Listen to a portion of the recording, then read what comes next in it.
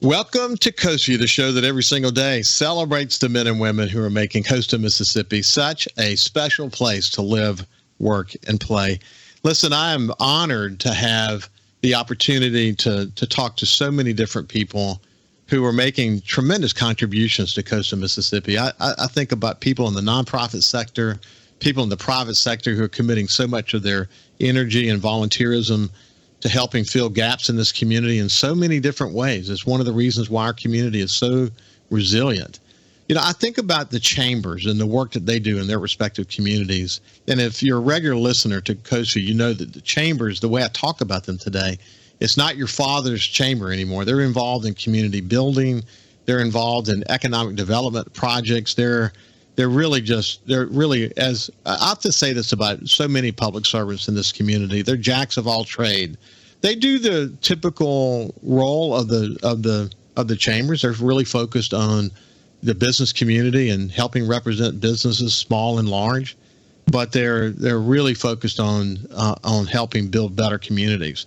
I have over a long series of shows talked about the Gulf Coast Business Council.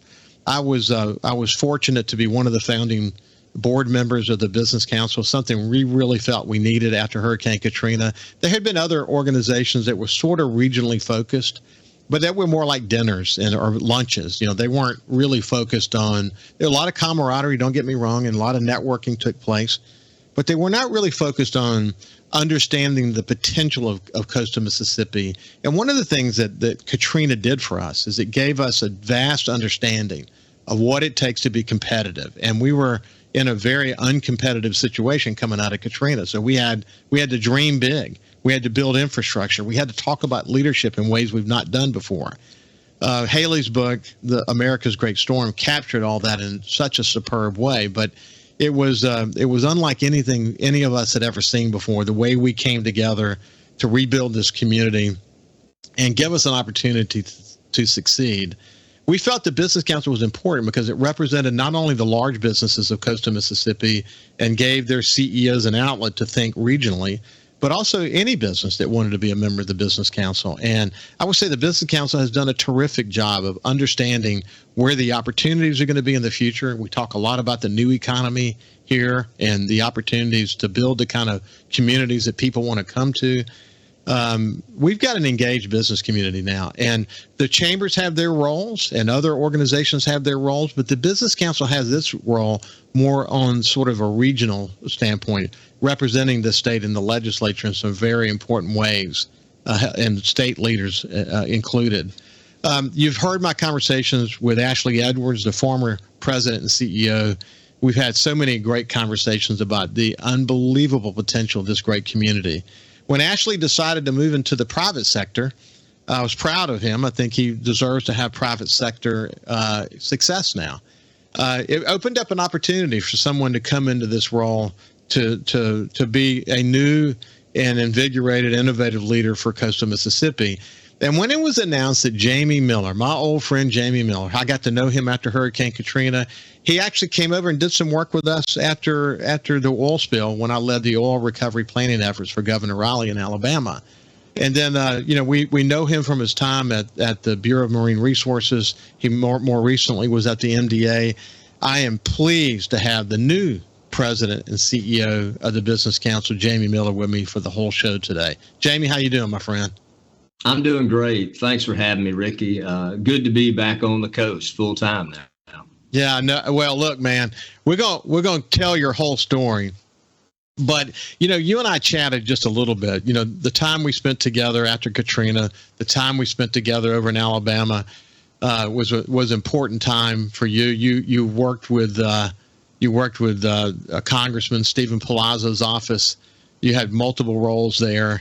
Your time at the MDA. But, I say it on the show all the time that the sum total of your experiences, if you're smart about it and you take advantage of these opportunities, kind of set the stage for the next step in your life. And all of these things that you did, they laid a great foundation for you to come back into this role and help the Business Council continue to raise the bar, continue to fight the status quo, continue to make sure complacency is not something that we talk much about other than the fact that we don't put up with it. You're in a place now where you can really make a difference, aren't you?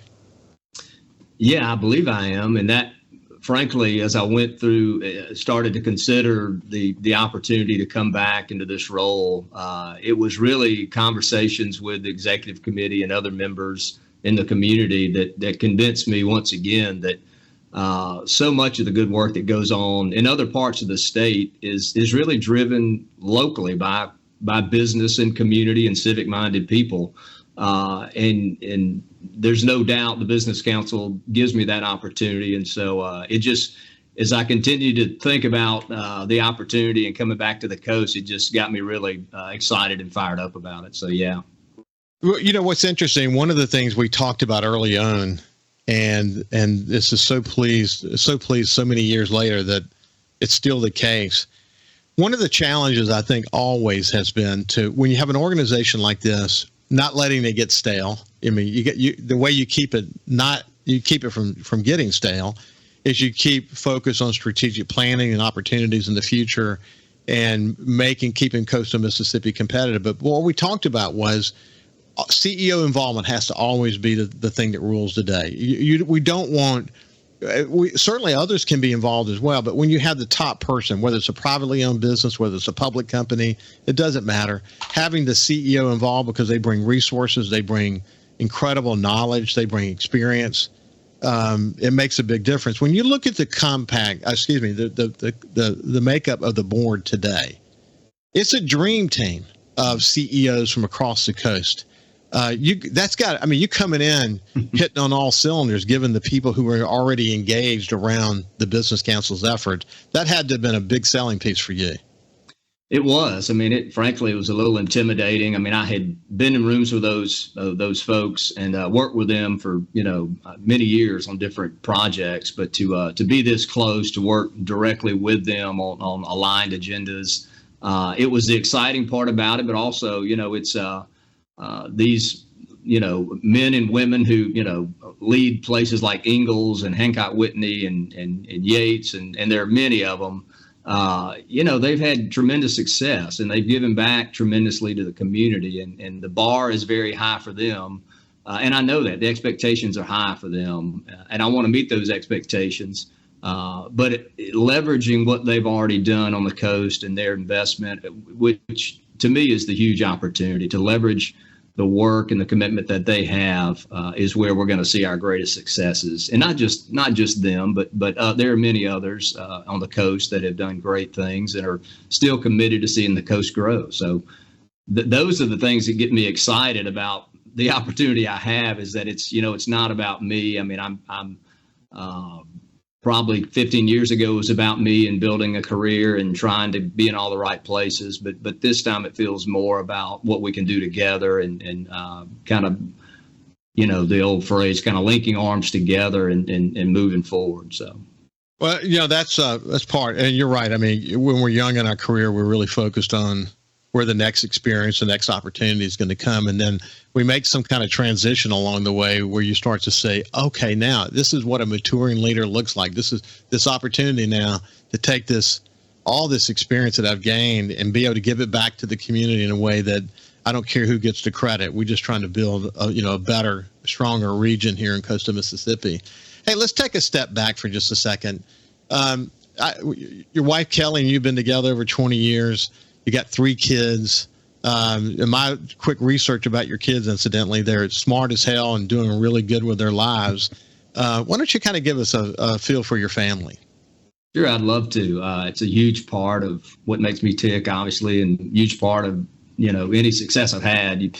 You've got to have a spouse that's willing to support you and uptime, kind of good times and bad times. But Kelly has been that for me throughout. We met in junior college. I, went to play baseball at Perk on a baseball scholarship, and I thought I would play baseball the rest of my life. I didn't have any idea about, a real career. And Kelly and I met and started dating, and eventually, both graduated at USM and got married and started a family. But she's always been there, still is. And, we just celebrated our 25th wedding anniversary. So we're and empty nesters. Our oldest child is in Madison, is in Birmingham, and a successful career, and kind of accounting and some other wealth management services. Our middle child, Carson, also, Madison and Carson both graduated at Gulfport High. Carson's in marketing and business and pre-law at Mississippi State, and just a wonderful person, really relational, but also serious about her career and what her future looks like. And then Landon, our youngest, when I took the job at MDA, we kind of had to pull our roots up and move to Jackson area. And Landon was impacted the greatest by it, frankly. He was, well integrated at Gulfport High and friends and culture and sports. And we picked him up and moved him to ultimately went to a private school at Jackson Prep. And he, without any help from me at all, because, I was just feeling my way around too in some regards, he, really thrived and ultimately got accepted to Stanford. And so we just dropped him off in Palo Alto about a month ago, where he's starting his college career in public policy. That is awesome. Congratulations, incidentally. Hey, when we come back, we're going to continue our conversation with the president and CEO of the Business Council, Jamie Miller. We'll see you after this.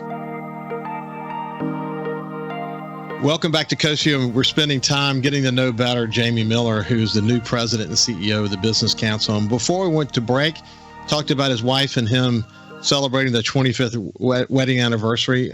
Kelly, his wife. I'm sure you guys are probably just delighted to be back home again. You kind of took us through your three kids and how much success they've had. Your son Landon has been accepted into Stanford out in Palo Alto, and I had a son like that too. He now lives in New York City working for Price Waterhouse. He was going to be our traveling child, our kind of worldly child. But I spent a lot of time in Palo Alto, incidentally. Knight Ridder his home office was out in California in the Silicon Valley in San Jose. And so we, during those early days of Knight Ridder, when they moved from Miami to San Jose, we, in our leadership development programs and in our work strategically, we spent a lot of time with a lot of these companies that are either them well today or some of them you don't know. One of them was Elon Musk, for a matter of fact, in the early days of PayPal and some of the other efforts that he was involved in. But it's a great opportunity to just see the world in a different way and gain perspective. And Stanford's a terrific school, incidentally, as you well know. So it will be interesting to see where he goes from here.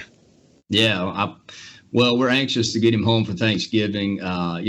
Boys don't communicate at the same rate as girls do. And so our daughters, we communicated with them a lot. Of course, they were in States. We see them a lot while they were at school. But Landon is, we talk to him maybe once a week, FaceTime, and he seems to be acclimating well, but we're anxious to get him back and hear some of the stories.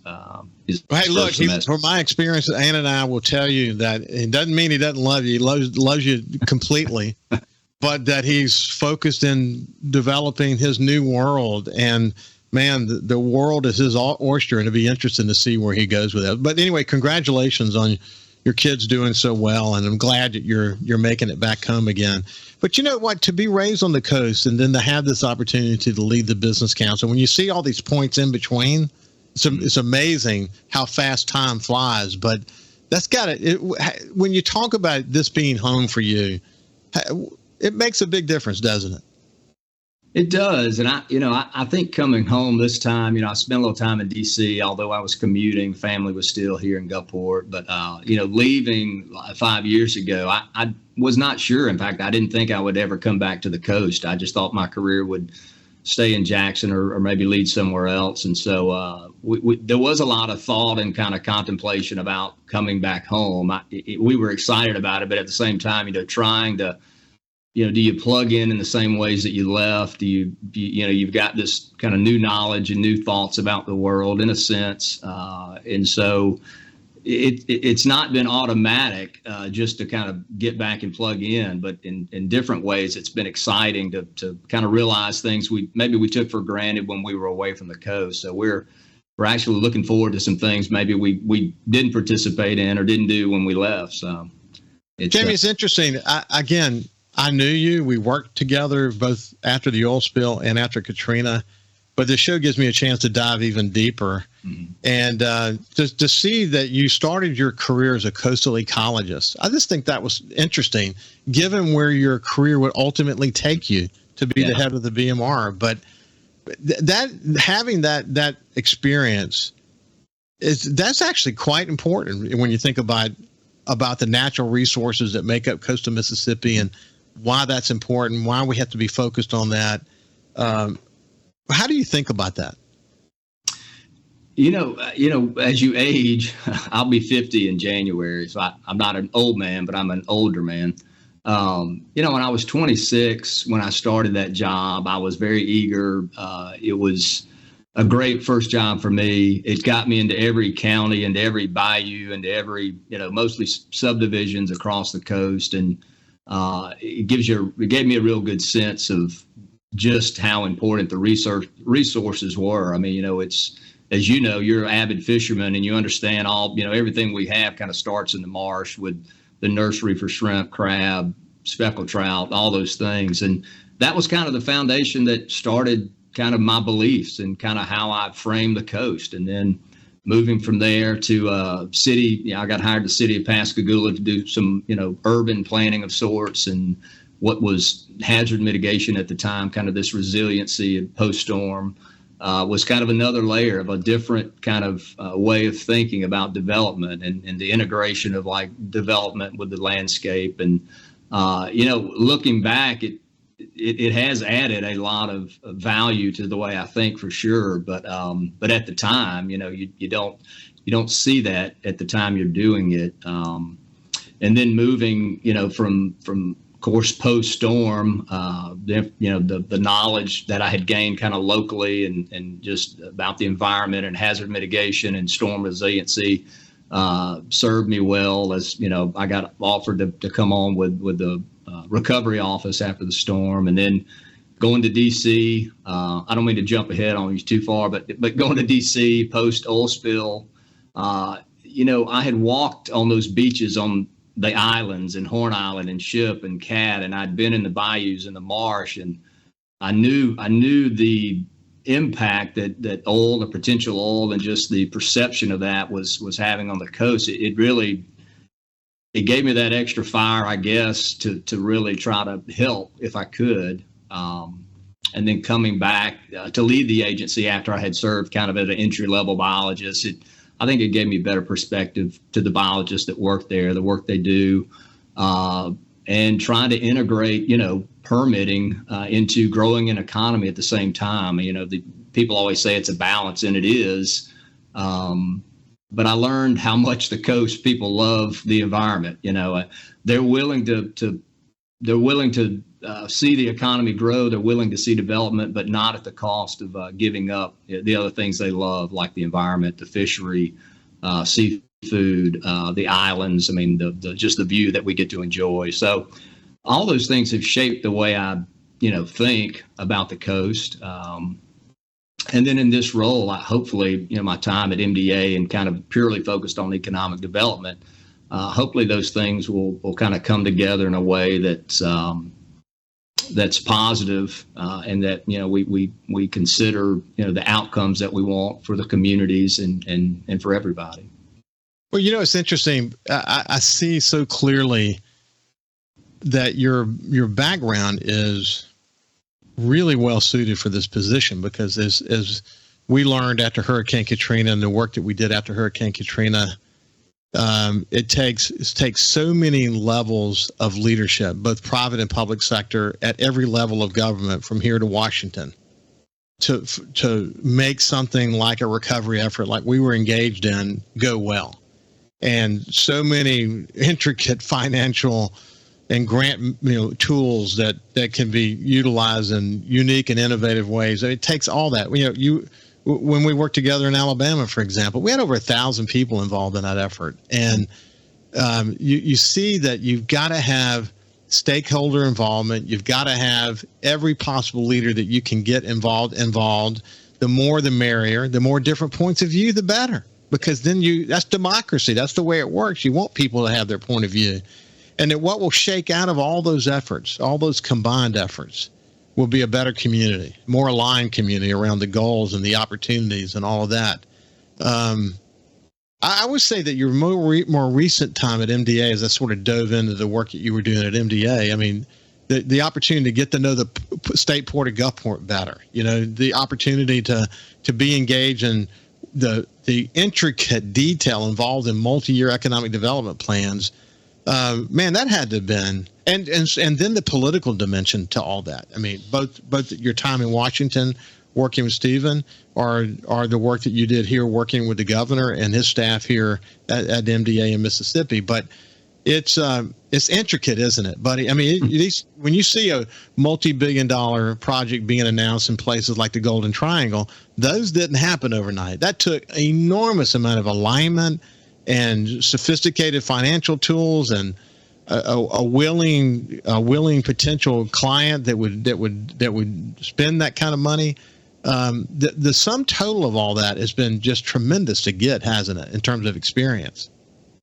Yeah, and it's the experience I really was hoping to get when I left the position at DMR. I just felt compelled to get involved at the state level and get engaged with international companies, national companies, and trying to recruit and market Mississippi, and it's extremely competitive, as you know. I mean, it's it's not just Alabama, Texas, Florida, Georgia. I mean, in many cases, you're competing with other parts of the world. You've got some of the most sophisticated companies, CEOs, CFOs that are hiring site consultants to make decisions about where to place their next, billion-dollar investment. So, we always say, and it's cliche, but it's true, it's a team sport. Economic development's a team sport. The locals play a huge role in it. The state plays a role in it. Many times, the federal delegation can play roles in it. But to be in those rooms, to hear the discussions, to look at how the financial side, the finances, trying to come together with a return on investment. And then once you make the business case for it, now you've got to go sell it to the legislature. And that's kind of a whole nother animal to try to go tackle. Well, this is Jamie Miller, who's the new president and CEO of the Business Council. When we come back on the other side, we'll actually talk about that. We'll see you after this break. Welcome back to Coast Vue. We're visiting with my old friend Jamie Miller. We've known each other after I got to know him after Katrina, when he worked with the governor's office on recovery, and lot there. And we were just kind of talking about how the sum total of all these experiences, and specifically when we went to break, we were talking about what it takes to make a major economic development project work, and the amount of buy-in that's required, the number of stakeholders that are involved in it. It's a big job. Jamie, one of the things I had Joe Spraggins on recently, who's the current director, as you well know, at the BMR, Bureau of Marine Resources, and he said he came into that job to do it for a year or something like that, and now I think 7 or 9 years later, he's still in the job. He's done a terrific job. I really enjoy spending time with Joe. I describe him, incidentally, as someone who's reinvented himself 100 times. He could have rode off into the sunset so many years ago, but he just loves what he's doing. But I tell you, when I speak to him, it's easy to forget, actually, that the moment that you came into that organization as the executive director, and where it was, and the complications of it, because there were charges had just been levied. You've got an organization where there was a lack of confidence. You had the need to sort of bring some clarity and some, I would say, common sense, but more just leadership to help calm things down, both externally and internally. Going into a situation like that, again, it's kind of like the Business Council in terms of like lots of stakeholders, but unlike the Business Council, which is not, it's a really well-oiled machine today, and the opportunity to kind of move it forward. And the case of the BMR, it wasn't a well-oiled machine. So the opportunity to come in and do crisis management, that was a really important time in your development, wasn't it? It was. There's no question. I felt up to the task. I was motivated to try to get engaged and right the ship. But I'll be honest with you, I was not prepared for what I found when I got there. And partly, I guess it's okay to tell the story now. Most of this is past, but my first week, I got a call from the auditor's office and the investigators. They invited me to Jackson to kind of give me a better sense of, what they were seeing in terms of this web of potential corruption at the time. And they unrolled what looked like a scroll with people's faces on it and kind of that old timey lines to faces and accounts and different things. And they basically said, look, these are the people that you can't trust, that we think may be involved. You can't fire them yet either because we're currently, investigating. And there were faces on that scroll that I was having to go to work with each day that I knew potentially could be a part of, some of the bad actors. And so, it was trying to get the employees motivated. There was a lot of apathy in the agency. Some that had been there a while, but just kind of been forgotten. Others that potentially had gotten complacent in some ways. And so it really challenged me professionally in a way that I had not imagined. Communicating, and you're right, it was crisis management.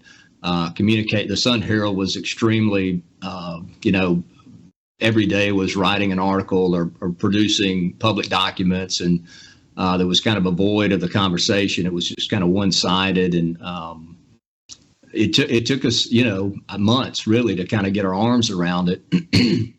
And it was multifaceted. It was kind of external affairs, communicating with that audience. It was internally communicating with employees. And then it was participating and cooperating with ongoing civil and criminal investigation. So it certainly sharpened me in ways I had not anticipated. And when I got to not to the end, but after 5 years and started to think about what could be next, I felt really good about the shape we had left it in. I had, talked about Joe Spraggins, General Spraggins at some point, we had a conversation and he said, look, I'll come help you. I know you got your hands full. And I said, well, let me think about it. And, about a week or a month later, I called him and said, hey, are you still interested in coming to work for a year? I think I could really use your help. And he did. He jumped right in and was just a tremendous help to me, just to help kind of handle some of the things. He had course experience and was a general and post-Katrina and all the different background that he had. And he was a mentor to me in many cases with situations. And I felt good about leaving it, with him. Not that I left it with him, but I was glad that he was put in charge. No, he's done such a great job. And as you pointed out, I remember we were involved in a Gulfport Chamber Committee effort back in the 1990s. I mean, Joe's just been around, swinging hard in the community to build a better community for an awful long time. And his work, of course, after Hurricane Katrina was incredibly important. I said the BMR, so let me, when I said it, I thought that's the old name. I didn't correct you. I knew, that. Yeah, the Department of Marine Resources is really I like to keep it straight. So I needed to get that name straight for the people who are there. I know what their proper name is. But it's right. I've been in situations like that, Jamie. You follow my career where I've had to manage significant change efforts, and when there are a lot of folks against you, when you're in a situation like that, again, a lot of different stakeholders, people at varying degrees of understanding about what you were dealing with. There are a lot of lonely nights when you go through a situation like that as a leader where you're saying, okay, man, this is tough. This is really tough. But it's within those moments, those tough moments as a leader, that you really understand what leadership really is all about.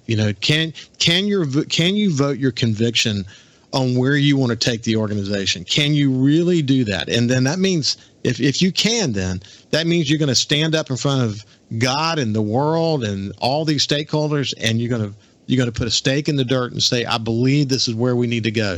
Because that confidence you project in that uncertain moment, in that moment, in your case, a crisis moment, with people inside that organization, people who were depending on that organization, people who needed that organization to do its duty in the community. They needed to know that someone with confidence was in charge. They were going to be cool-headed. I used to say, when the going gets tough, the tough get cool, not hyper, but cool. You get the more difficult it is, the calmer you got to get. And you've watched me in a couple of scenarios where I've had the world to sort of stand up against or with, and you learn a lot about yourself as a leader in that situation. It makes you stronger. There is no way around it. You came out of that a better, stronger leader, didn't you? Yeah, there's no question. I feel like I did. And you're right. There's some days you're kind of standing what feels like alone. Although I had tremendous support from the community. I can remember some of the folks, the business council members at the time, that were very supportive. And I think another thing I learned was, sometimes as adamant and compelled as you feel about an issue, maybe you get it wrong. Maybe you got to be willing to always kind of reflect back on the reason. Why do I believe what I believe? Do I have the right information? Who's involved? And don't be afraid to, from time to time say, you know what, I got this wrong. I apologize, or I was doing what I thought was best at the time with the information. And I've had to do that. Yeah. Hey, another thing, when the going gets tough, the tough listen. Yeah. You learn to listen more. You want to get different points of view so you can say, okay, I didn't think of it that way. That just all these different dimensions, particularly when you're in a crisis scenario. You want smart people with you bringing their perspective. And there is no doubt at the end of the day that having that approach where you're listening and you're trying to adjust to the best possible decision, that your decisions ultimately are better. And sometimes the decisions you make, as you pointed out, are completely different than what you chose, what you expected to do going in, because you're willing to sort of open your mind and let others have impact on your thinking. And that's when you learn the value of team. That's when you really get how important it is to have smart people with their own point of views sitting next to you and making you a better person. That you can't do it alone, can you? Well, you can. I mean, different people in my career have brought out different personalities that I have, different thoughts, challenged me in ways that had I been around the same 2 or 3 people in my career, I probably would think the same way I did 20 years ago. And so, I hate to get off into a culture conversation, but I think that's partly what's going on in our culture. We've kind of went to our corner, and now we're not listening or hearing from the people that maybe we don't agree with. And nobody has everything. Nobody has a monopoly on good thoughts. I mean, it really does take more than a few people to work to get to solutions. Well, you're so right about that. The polarizing world that we live in today, and I talk about it all the time on this show. I wish we would all listen more and care a little bit more about each other. We would be more willing to listen, and we'd be better for it. That is for sure. We short circuit all that too often these days, and that's really unfortunate. Hey, when we come back, we'll continue our conversation with the new president and CEO of the Business Council, Jamie Miller. See you after this. Welcome back to Coast Vue. We're having a conversation with my friend Jamie Miller, the new president and CEO of the Business Council. And you learn something new every day. Like, for example, I didn't know that you were engaged in the early days in Pascagoula around, community building and whatever. I think if there's a theme that comes from Coast Vue, is that there's this incredible awareness about what it means to build a better community and really preserve the sense of place that makes coastal Mississippi so amazing, because each community has its own unique sense of place. They all come together to create this really diverse place called coastal Mississippi. But you look at the work of the city of Pascagoula, working with Paige Roberts from the Chamber and others to do so much in revitalization downtown, with mixed use, becoming part of the conversation, something that Andreas Dwani and others really pushed us to think about. You look at the work that's happening in the city of Moss Point with Mayor Knight, and it's just exciting. You got one of the largest mixed-use project in downtown Gulfport at the corner of 90 and 49 or 25th Avenue that looks like it's going to happen and be just revolutionary. What's going on in downtown Pascagoula, obviously, not to mention Bay St. Louis and Ocean Spray. It's just awesome. It's awesome to see all this revitalization and community focus. And since you spent time in Pascagoula understanding, the nuts and bolts of success in that are in the city codes. It's in the policies that drive the opportunity to do those kind of things. It's exciting to see that's in your background as well. If we switch gears and think about going forward as a new sort of day-to-day leader of the Business Council, do you have a vision or a thought about what you hope the Business Council will accomplish under your leadership? Yeah, I've been thinking about that since the announcement. There was a public announcement in August about me being the incoming president, and I have I don't know that I've sharpened it enough to know exactly where we're going to end up, except to say I see the council is like other organizations in the state that have tremendous success, like in the Tupelo area or Golden Triangle. All that success really is generated by local kind of organic, compelled business leaders and community leaders that have aligned under some common goals and common themes to make their part of the state better. And I think that exists here with the Business Council. And what I hope is it's a wide net. Sometimes it feels daunting because I think about the Economic Development Foundation folks in Jackson County, Harrison County, Hancock, and then you have the municipal, the county leaders, elected leaders, and then you've got the CEOs, which kind of are a big part of how we're going to drive our agenda.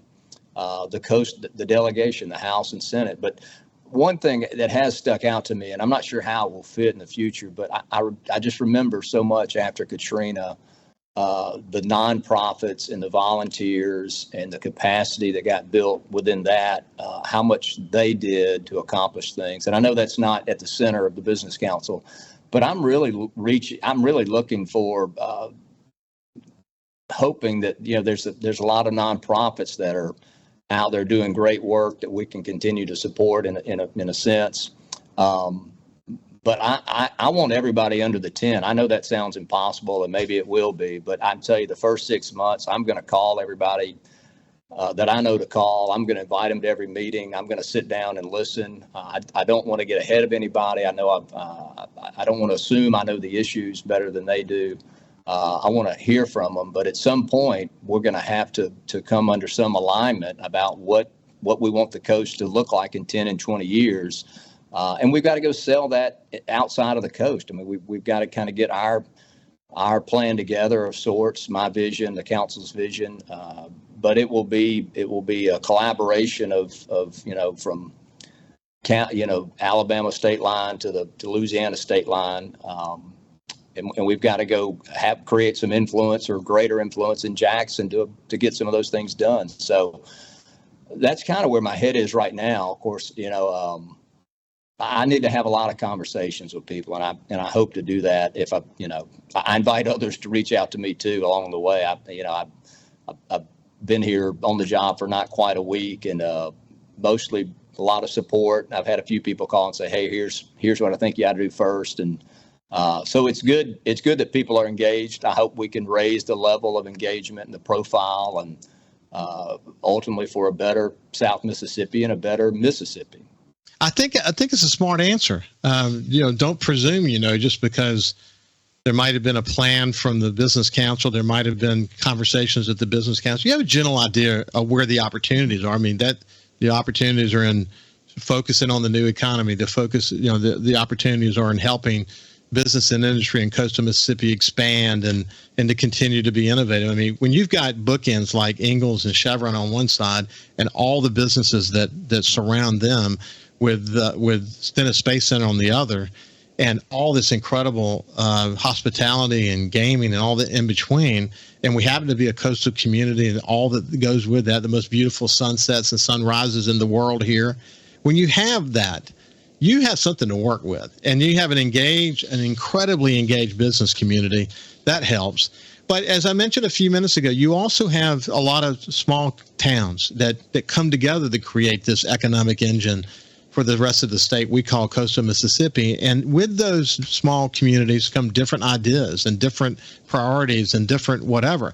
And I think the key to success for you, and it was certainly the success for me as the publisher of the Sun Herald, is appreciate the diversity that exists there, work hard to find the common issues, create a vision going forward that we can all buy into, and everyone's going to be more successful.